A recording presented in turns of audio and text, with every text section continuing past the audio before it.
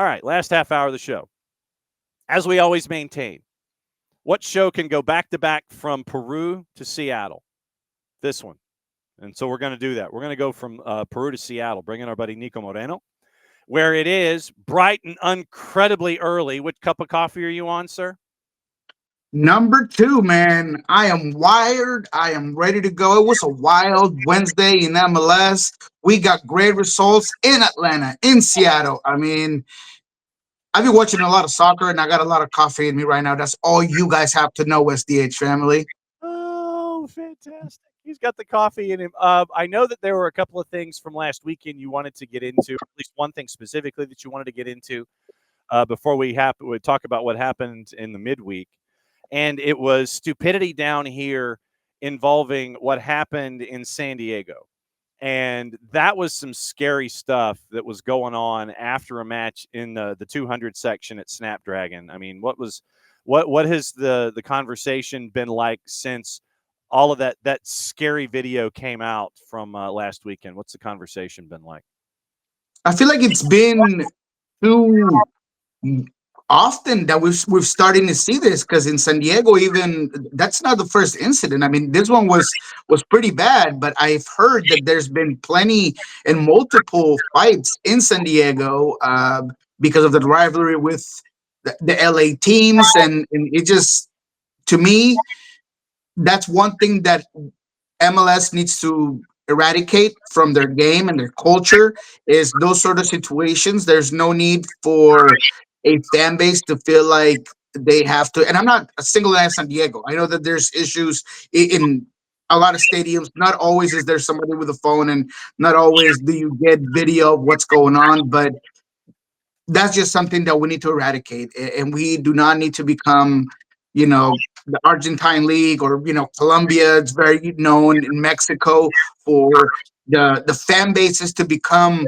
There's one thing about supporting your team, and then there is a whole different aspect of just being this radical group that cannot see or stand the other sections. You could blame the alcohol, you could do whatever you want, because we see it in NFL stadiums too. I mean, just more of like independent individual types of situations. But when it comes to soccer, I feel like if we don't do a better job at understanding that that's not passion, that's not what we want to see as part of the game, then we're gonna essentially turn into those leagues where some of these situations become the norm. Yeah, and we can't have that. Under no circumstance can we have that. Last night, it was the midweek for some, as folks are playing 3 matches in 8 days. And it was chaos in Atlanta. We played Mark Followell and Warren Barton's call earlier in the show about Jamal Chiare and what he was able to do at 90 plus 5. Atlanta gets another win against 10-man Orlando, who had a red card, and Oscar Pareja had a red card because I believe he said something from one coach's box to the other coach's box. And the thing, when you say stuff like that and you want to run smack, apparently, there's a gentleman that's kind of in between the benches, and he's commonly referred to as the fourth. Yeah. And from what we understand, the fourth, who was in the line of hearing from what was being said by Oscar Pareja over toward Ronnie Dyla, caught wind of it, heard it, and went over and went to his ear and went to Yo Philip. You need to come over here, and we need to dispose Mr. Pareja, and we just send him to the showers. Oscar Pareja got a red. Arujo got a red. Chaos ensued in Atlanta, and it was chaos in a couple of different places. Messi and friends got mad, and I don't know. It's like, do you want to get Messi and friends mad? It was, yes, I know it was Montreal. Cincinnati and Dallas had a 6-goal thriller. Atlanta had their chaos, but Seattle gets the squeaker, 1-0 over San Diego. Let's start there. What happened out west that sticks in your brain? Yeah, well, quite honestly, it was a greedy performance. It was a professional win for the Seattle Sounders. And this sort of 3 points tend to get dismissed and discounted and talked about as an ugly win. And, Seattle's had a couple of those here in their current streak of winnings at home. And we're talking about a San Diego team that to me is only second best in the West to Vancouver. And I'm not talking about the standings, I'm talking about the overall play. Every weekend, I spend extra time watching 90 minutes of San Diego because they're a fun team to watch because they have their concepts integrated into their system of play because they have guys like Chucky and Godoy and De La Torre, and it's a good team to watch. So when Seattle is playing without Emer Gomez Andrade, without Jackson Reagan, Kinky he goes down, and you have to bring in 18-year-old Stuart Hawkins into the game early in the first half, and you're still able to hold on, figure it out. Jay Bell does whatever he can with a guy that he's played with in Tacoma Defiance before, but who was clearly nervous. I mean, there were moments in this game where Stuart Hawkins just looked nervous, and you're supposed to be when you have 20 minutes to your name, when you're young, when you're playing a San Diego FC team that did a great job at just whether it was Dreyer or Valkyrie or that front four, that front three in their 4-3-3, they move so much. You never have one reference at the ninth position, so it was a difficult game, and the Seattle Sounders were able to figure it out.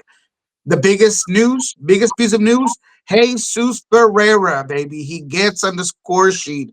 Huge goal for him. You have to give him credit. He'd had a couple of half chances in this one, but the goal.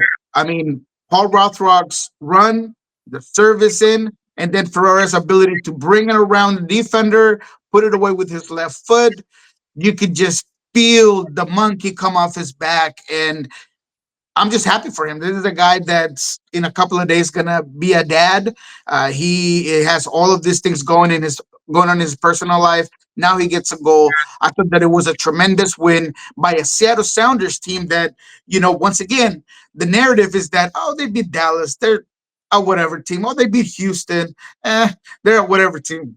Look, Dallas just went 3-3 with FC Cincinnati in the Lucho Acosta Bowl. And then Houston put the smackdown on New York City 3-0. And look, I know soccer's not linear, so I don't like to talk about, oh, you beat this team, you should beat this team. No, but I'm just saying that the two quality squads that Seattle beat, and they're part of this new winning streak. So just credit to Seattle, credit to Brian Smetzer and what they've been able to do over the last couple of weeks. Yep. And so obviously a big win when you're gutting it out and you grind it out the way that you did.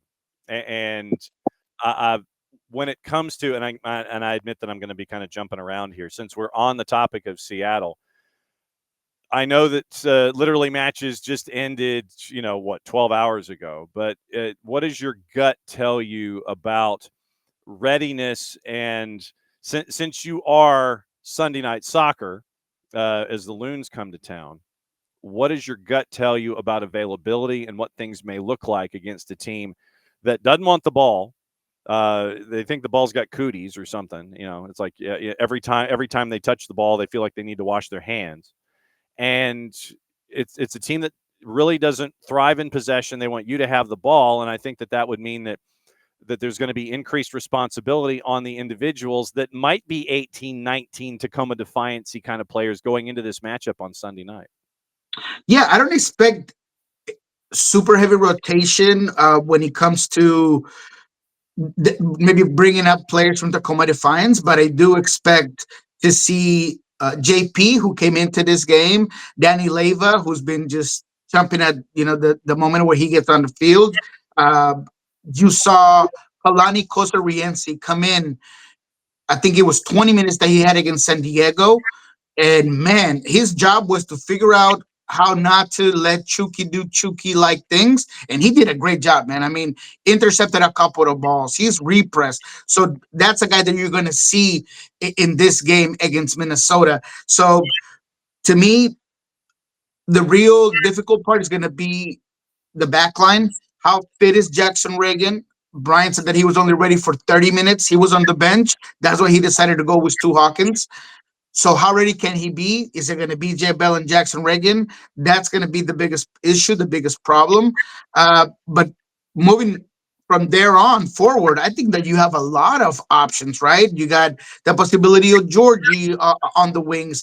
Paul Rothrock, he didn't play full 90, so he's probably going to be a guy that you're looking at. Are you going to be able to figure out if Ferreira is going to go at the 9 again, or do you drop him a little bit and let Musovski go back to figuring out if that streak can still get going when it comes to his goals and kind of the new vibe that he's had? So there's a lot of options for this Sounders team. The Loons have never won at Lumen Field. I don't expect that to change, although I do respect what Ramsey has been able to do with the squad. And like you said, maybe they play against the run of play, but they're this ball constructor that just kind of wants to wrap you around and not let you do your job. And that could be dangerous. We've seen him had a lot of success this year. Look, Seattle's playing the number 1, 2, and 3 best teams in the West.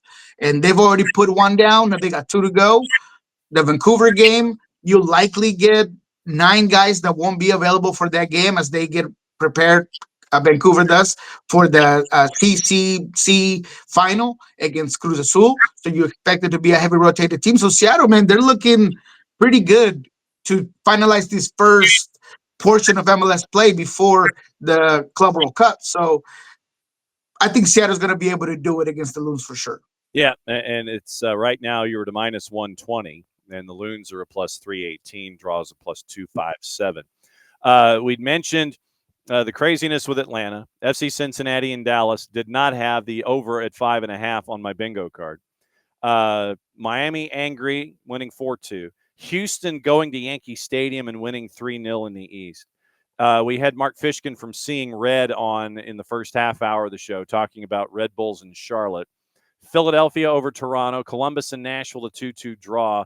Everything else out west, Austin and RSL, a 1-1 draw. San Jose over LAG by the final of 1-0.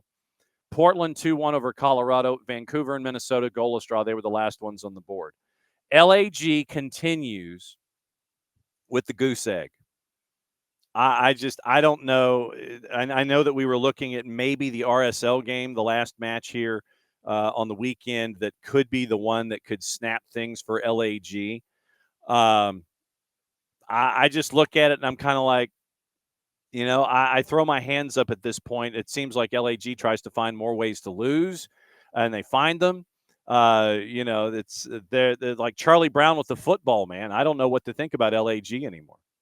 And even when they get clear chances, Yoshida gets a good header there at the end of the game that usually would go into the back of the net, but it doesn't, right? It was a very back and forth game. It was a very evenly matched game. I'll say that, and that doesn't talk well for LA Galaxy because this is a San Jose team that has some severe injuries and that they're probably not at their very best. Although I thought Harks had a fantastic game overall. I thought that when Judd came in, he wanted to score on his former team. Spinoza has been light out. But speaking specifically about LAG, they just have no commitment to their offense anymore. I mean, it's so sporadic. It's not consistent. It's not what it used to be before, where you were figuring out how many goals LAG was going to score. It wasn't if they were going to score. It's how many are they going to put on us. That's completely gone. It feels like Painful, his confidence has gone down. But the big one for me is Gabriel Peck. He's a guy that looks frustrated, that looks to be in this like cage of inability to affect the game. And even when he does get forward and does right things, when he comes to the final third, he's just not there. Greg Vanny ended up apologizing to the fan base after the game. I mean, it's just all bad in LA. And I'm glad I gave him the end of the road goodbye. When I hit the boys to men, it's over for you. And what Greg Vanny needs to do is start focusing on how he's gonna make this rest of the season, the second part of the year, a positive, whether it's a run at Leagues Cup, whether it's obviously changing the way he's playing right now and making the fan base interested again. But when it comes to MLS chances, man, when it comes to playoffs, you want to talk about playoffs? I can't even see it. I can't see it. You're 16 points back right now, and you're coming up one match short of halfway. But Yeah. Yeah. I would say a couple of things about some of the score lines that you mentioned because I thought it was so interesting. The Lucho Acosta interview, I almost fall off my chair when I was watching it last night. It must, it was like 12:30 when I got to that game, and him talking about how he thought that he should have got a better welcome from Cincinnati. He's like, man, I thought I did so much for this team. I thought that I was going to get a better welcome. I gave him an MVP, a championship, all these things, man. And look, I got to say it, man, when you're the guy that decided to leave, whether it's because of money or because you were upset at whatever it was your decision to leave, man. That's like when Ara left the Mariners and him expecting to come back to glory. I mean, that was never going to happen, man. You bounced on your team. You had 2 years left, if I'm not mistaken, of his contract when he decided to make the switch to Dallas. So that was your decision. It's not like you were walked off. It's not like you were told to leave or traded against your will. So I just thought it was interesting how he was so sure that he was, I don't know, going to get this parade as he walked into Cincinnati. And of course, it wasn't that. The fans were booing him. They were upset because it does feel like, hey, man, we had a great thing going here, and it was your decision to bounce. Well, and I don't know why folks feel compelled to sit there and go, well, I'm no longer, I'm on a different team. Therefore, when I walk into the building of my old team, I think that my old fans should cheer for me. No, no, no. No, no, no, no, no, no. This is the Dikembe Mutombo finger wag, sir. This is no, no, no. You're wearing different colors. You might get the respectful, yay, in some situations, but then when you start touching the ball when the match is on, then it's boo. No, it's not like, oh yeah, yes, yes, Luch, you're fantastic. No, it doesn't work that way anymore. Don't work that way. No, and look, no one departure's all the same. There sometimes there's animosity from whether it's a coach or a front office person, but the fan base most times has the players back, and like you said, they're going to give you that initial response where they will give you a standing ovation or whatever, and then games gets going. You're wearing the opposite jersey, man. You're shit out of luck, man. We're gonna get on you. But with Lucho, it was none of that because he's the one that started the motion to leave a fantastic Cincinnati team to go to Dallas. I mean, that overall just seemed kind of funky, and it did seem like it was about cash moves everything around me, cream. That's what it was about. It was not about anything other than cash, in my opinion. So I don't know what he was expecting, but I thought it was an odd thing to say. He would have had a way better response by just taking the high route and being like, "Look, I get fans are upset. I'm just happy to be where a place where I was great at. That's it. Keep it simple, keep it short." But I thought he did himself a disservice, to be quite frank. Olaf Melberg out into all caps, and Oh, this one was a stunner. I mean, you've really got to be just fed up with a coach to let them go, and you're not even at the halfway point of the season. When you saw this news come across from all caps, what stuck in your head? front office decided we're going to admit we messed up and we should have done better, and that this guy was a misfit, and that's it. But I was surprised because we talked about it on Monday on Love and Scorchers, and Ari was sure he was going to get let go. And I was like, man, I don't know if the front office is going to be willing to say, look, we spent all this time finding the new guy, and we're just going to let him go this early in the season and not give him a chance to figure it out. I think they'll just write it out. But like you said, you have to be real upset with either the attire on the bench or the way he's treating the players and the poor performances.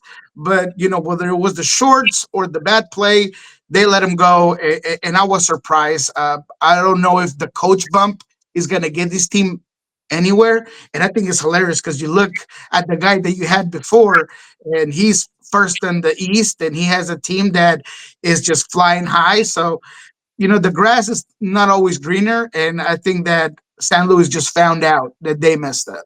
Well, and now are you to that next stage where if it's not the players and it's not the coach, then is Lutz Pfannenstiel, the GM, now the one who is on the clock from the folks above him, considering that he was the one that brought in Carnell.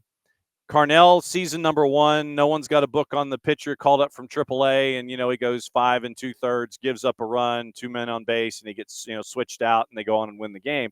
Then when you get a book on St. Louis, year number two is like not happening, and then now you're in this year, and you freak out early, and you fire Carnell, you have your interims, and now you bring in Melberg. Melberg lasts 15. Then you've got Coach Critchley coming up from All Caps 2. And so, where are we now in the general? Are we in the next stage of this when it comes to who's got to be on the clock now? Yeah, absolutely. And look, I know that fans don't like to hear this necessarily, but I always say that a front office panic to let go of coaches and not allow what in Spanish we call like a 3-year process of a coach just having time to build his curriculum, build his ideology. It's a loser mentality, and fans don't like it because they want to see results, and if results don't happen, heads got to roll, and we got to fire the coach, and we got to fire whoever. So to your question, to me, the head that has to roll, it is in the front office. It is the GM who's making all these wrong decisions, who hasn't really been able to optimize what he has. Even the players that he brought in that seem to have some quality and seem to work out haven't really been doing that because you have not put them in a position to succeed. And that just goes back to the GM. Is this roster really good enough to be better? I don't know. I think it is, but it's all about having a good fit and a good system for your players. And I don't think that GMs are looking at that. And by letting go, all of it's just basically a panic move of just trying to figure out if something's going to give. But I don't know if the spaghetti is going to stick, to be honest. I really don't know if much is going to change.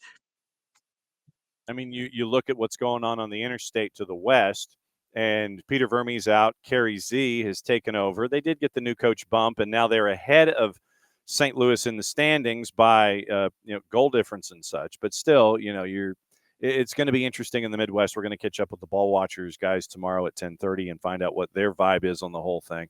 All right. And it's a different move, right? I mean, we're talking about Peter Vermees that had been there, right? And you didn't just decide to switch everything up, bring a new guy, get the guys on a whole new system, a whole new concept, and now you're going to do it to them again. I know the interim head coach is going to obviously do slight changes, perhaps, and it's going to be about the same. But again, very different situation.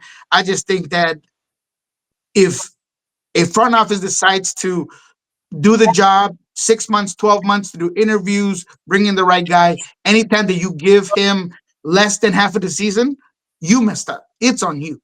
Yep. And so then what do you think happens with All Caps playing the first match of the weekend against San Jose at home, 2:40 Eastern time on Saturday afternoon? They're favored at a plus 104. San Jose's on the road at a plus 220. What do you think? I'm taking that 220. I'm taking that to 20. I like San Jose. I like what they have been doing, even without Chicho Arango. I think that Juwan Jones is going to be a defining move for this team. He's been so good overall. The balance has been better, the volume of play. I like San Jose, man, and I think they're going to put it down on St. Louis. Messi and Friends hosting Crew, 7:40 Saturday night. Messi and Friends are a plus 106. Draws a plus 283. Crew are a plus 214. What do you think? Hey, man, I think that Inter Miami is going to get a reality check that if, yes, you score 4 goals and you got your big stars to come back to, Luis Suarez specifically. You gave him one of these, boom, and he's back to life, and he got the brace. But you still give up 2 goals, and you give up a lot of chances, and there's still this huge holes in your midfield. And Jordi Alba got hurt. Who was the other guy that got hurt? They lost like 3 players in this game against Montreal. So to me, Columbus is a whole different animal, and you're going to go and find out that if you are feeling like you are going to be able to rely on just Messi magic and hoping that Luis Suarez scares people with his trajectory and what he brings onto the field, I think that Columbus is not the one that you want to do that too. And I think Columbus is going to win this one. What I will say is that there's going to be a lot of goals because Columbus has been uh, honestly uncharacteristically bad defensively. In my opinion, they've been giving up such easy goals, such easy goals. I was looking at the Nashville game, which Nashville is very good. They do what they do well. But there were the second goal against Columbus. I mean, the way they just allowed the ball handler, the guy on the ball, to just kind of come in the 18. I just feel like there's going to be a lot of goals in this one, but Columbus will end up having the win. Jordi Alba leaves with a leg injury. This is from Michelle Kaufman at the Miami Herald. Jordi Alba replaced by David Martinez, who played center back. Noah Allen shifted to left back. Gonzalo Lujan injured going down in the 12th minute, replaced by Tomas Aviles, who limped off the field at halftime after an ankle injury. So you've got all of that. You've got problems at the back. Jordi Alba, Gonzalo Lujan, Tomas Aviles, they all get dinged in this matchup going up against Crew on the weekend. That one's going. I don't know, man. That one's tight. That's No, gonna it's difficult, man. And look, I apologize. It was late. That was the last game I watched, and I'll admittedly say that Montreal is the team I watched the least yeah. in MLS overall. So that game wasn't the most exciting one for me. What? But What? but yes, I think that those are injuries where you don't want him at either for a team that's had so many issues back there. I honestly feel like Macherano is going to have to change the formation and just figure out how he's going to be able to just play against the run of play and maybe just shore up the defense and figure out how you could play off the counter. Because if you continue to go in this route, Miami's going nowhere, man. Not like this. Not giving up the amount of goals that they're giving.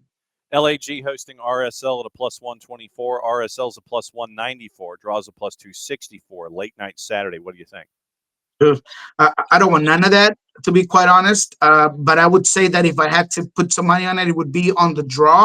And I only say this because although RSL has become the Diego Luna show, um, I feel like in this one, LA Galaxy, with all the problematics, regardless of what happened and the way they lost San Jose, they looked a little bit better, at least defensively, and at least trying to possess the ball into certain ways. So for me, RSL hasn't been great either necessarily.